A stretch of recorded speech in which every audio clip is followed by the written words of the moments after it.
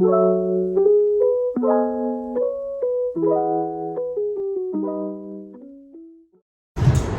selamat pagi sahabat digital. Selamat datang di Negara Pabrik Podcast. Aku Alicia yang akan menemani waktu kalian kurang lebih 12 menit ke depan. Jadi di episode kali ini aku akan membahas tentang kebakaran hutan di Indonesia bersama dua rekan aku nih. Sebelumnya kita kenalan dulu kali ya. Di sebelah aku ada, Kenalin, nama gue Aditya Hendri. dan di sebelah kiri aku ada. Kenalin, nama gue Rizal Sidik. Oke, jadi nggak perlu banyak basa-basi kali. Kita langsung aja ke inti topiknya. Oke, pertama-tama aku pengen nanya nih ke Kak Reza, yaitu mengapa sih kita itu harus mengamati permasalahan lingkungan yang terjadi di kebakaran hutan di Indonesia ini? Oke, karena hasil dari penghasil hutan dan lahan gambut yang dilakukan secara besar-besaran itu membuat industri perkebunan Indonesia menjadi sorotan global ya. Makin banyak orang-orang tahu di situ dari segi nggak dari Indonesia aja, tapi dari seluruh dunia lah gitu.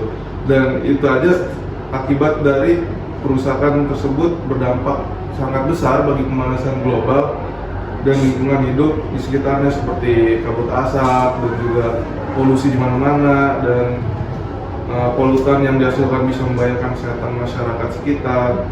Maka dari itu, salah satu bentuk kebakaran hutan di Indonesia yang menjadi sorotan global ialah kebakaran hutan yang terjadi di Riau tuh oleh perusahaan besar yang bergerak dalam bidang minyak sawit atau kelapa sawit ya, yaitu di Wilmar pada tahun 2014.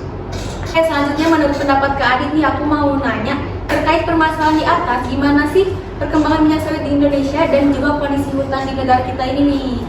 Menurut pendapat saya, pengembangan minyak sawit di Indonesia itu sangat besar. Dikarenakan permintaan global yang sangat besar, juga memicu perluasan sektor perkebunan yang sangat cepat di Indonesia.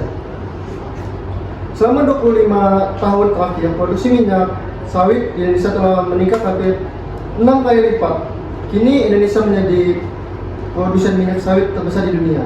Prestasi ini dicapai dengan mengorbankan lingkungan hidup yang menurut Kementerian Kehutanan 30 juta hektar hutan di Indonesia telah hancur sejak 1990. Oke, berikutnya nih aku mau tanya lagi sama Kak Reza. Boleh banget tuh. Gimana nih pendapat Anda tuh selaku anggota dari organisasi Greenpeace merespon permasalahan yang terjadi di Indonesia saat ini? Ya itu, baiklah ya. Jadi menurut saya sendiri, Greenpeace ini sebagai lembaga dari NGO itu sangat membantu terhadap pelaporan kebakaran hutan yang ada di dunia. Bukan hanya dari Indonesia saja yang sedang diselidiki sekarang, tapi di dunia juga dia merupakan lembaga yang sangat peduli terhadap kebakaran hutan. Nah, contohnya di Greenpeace ini juga melaporkan bahwa beberapa perusahaan terus mengeringkan dan membakar hutan gambut untuk membuat perkebunan kelapa sawit. Salah satunya di Indonesia adalah Wilmar. Nah, investigasi yang dilakukan Greenpeace mengungkapkan bahwa merek-merek yang ada dijual di produk rumah tangga itu seperti Colgate Palmolive, Mondelez International, dan Raksasa Jufil dan Neste Oil itu produsen perawatan pribadi. Itu beberapa perusahaan lain mengungkap bahwa minyak sawit kotor yang dicuci ke pasar global oleh Wilmar tersebut merupakan sektor perkebunan sendiri ancaman utama bagi harimau Sumatera. Dapat diperkirakan sektor kelapa sawit menjadi penyebab terbukanya hingga 1 juta hektar hutan di Sumatera Utara yang selama dari tahun 2009 sampai 2011 teridentifikasi sebagai habitat primer harimau.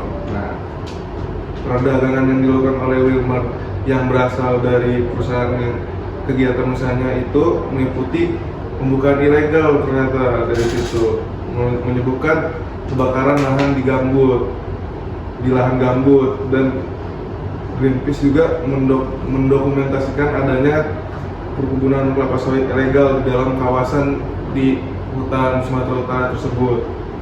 Salah satunya di kawasan Taman Nasional Teso Nilo tuh yang ada di Sumatera Utara tuh. Ini siaran press Greenpeace ya, Iya, 2013 ya. bener banget tuh.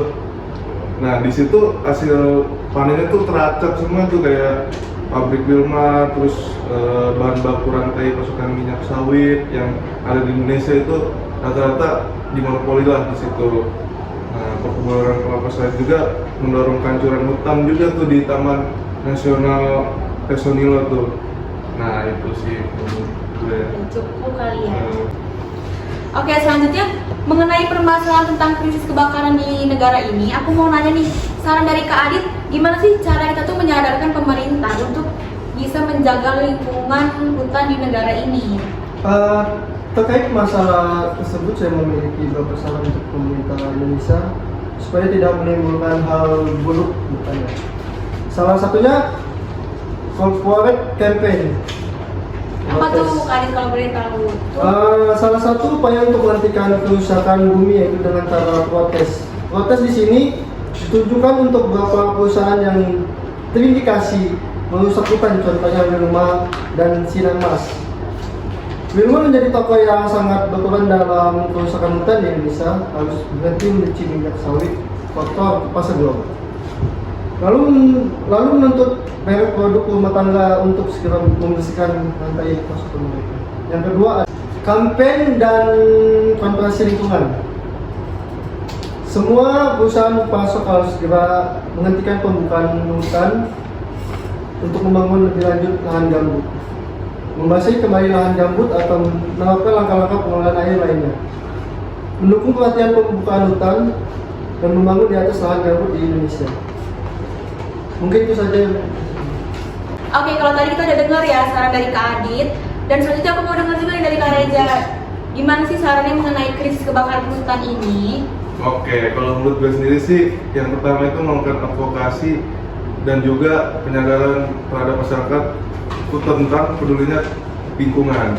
Nah, dari sini kalau dari pergerakan yang saya susun selama ini itu menurut saya sosialisasi terhadap masyarakat ya, karena apalagi khususnya di Sumatera Utara ini masyarakat belum semuanya fokus teknologi ya kan, terhadap teknologi gitu, dan juga kayak kesadaran terhadap lingkungan sekitarnya itu kan sangat banyak sekali tuh di Sumatera Utara tuh yang kayak perkebunan, hutanan itu masyarakatnya masih belum tahu dasar dari peraturan kebun, hutan gitu, dan juga kesadaran terhadap orang-orang yang secara ilegal masuk tiba-tiba nih tanpa izin, tiba-tiba langsung melakukan pembakaran hutan kayak gitu. Itu menurut saya yang pertama adalah ya kayak gitu, melakukan advokasi dan juga penyadaran terhadap masyarakat sekitar tentang pedulinya lingkungan dengan cara sosialisasi itu. Terus juga secara tidak hanya sosialisasi, kita juga memberikan paham peraturan tentang advokasi ini terhadap masyarakat, bahwasannya ayolah berani gitu untuk lapor ke baik kemana kayak ke PUPR atau gimana, lembaga-lembaga yang sekiranya bisa untuk dilaporkan terhadap penyelewengan hutan gini-gini lah gitu. Karena ya kalau bukan dia orang siapa lagi gitu ya kan, ibaratnya secara teritorial dia lebih dekat gitu, tapi ya dia orang belum ada wawasan, jadi menurut saya itu sangat penting sekali gitu. Tapi itu ada salah satu upaya lagi nggak sih Kak Reza? Jadi menurut aku tuh kita tuh perlu juga mengimplementasikan kebijakan tentang hutan Indonesia ini gitu. Nah itu benar banget sih, jadi implementasi kan dalam artian wujud kita dalam mengambil langkah untuk melakukan kebijakan tentang hutan di Indonesia itu. Karena di Indonesia sendiri pada tahun 2015 Presiden Joko Widodo ini berjanji untuk mengatasi salah satu penyebab utama dari krisis, menginstruksikan penghentian pembangunan di atas lahan gambut. Nah, kemudian Menteri Lingkungan Hidup juga menerbitkan surat edaran yang memerintahkan perusahaan untuk menutup kanal-kanal pengeringan lahan gambut. Nah, surat edaran tersebut juga memerintahkan agar kawasan lahan gambut yang terbakar tidak boleh dikonversi menjadi perkebunan, tetapi untuk dilakukan reboisasi. Nah, larangan Presiden Jokowi mengenai tersebut tentu saja memiliki banyak hal dan manfaat kan untuk masyarakat sekitar dan juga keberlangsungan hutan-hutan tersebut. Jadi menurut saya itu sangat penting dan juga untuk mengurangi dampak perubahan iklim di Indonesia juga. Oke, yang terakhir nih aku mau nanya. Jadi pada prakteknya sendiri, apakah langkah-langkah itu bakal berhasil sih kan nantinya gitu? Jawabannya ya kemungkinan itu keberhasilan itu hanya akan terjadi apabila mendapat dukungan dari dua pihak ya, baik dari perusahaan sektor perkebunan yang progresif dan juga masyarakat ataupun konsumen agar saling bersinergi untuk saling gitu untuk menjaga pengawalan masyarakat seperti yang dilakukan NGO tersebut dalam investigasi jalannya suatu kebijakan tersebut. Jadi itu menurut saya. Keren banget.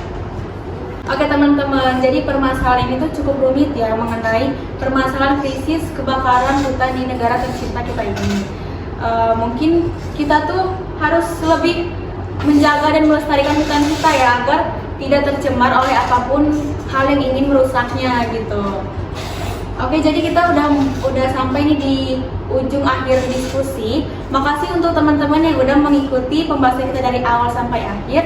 Dan makasih juga untuk Kak Reza dan Kak Adit udah mau nyempetin waktunya nih berdiskusi bareng kita di sini. Ada pesan-pesan nggak? Dari saya keep calm and enjoy your trip. Itu aja sih. Kalau dari saya tetap menjaga lingkungan.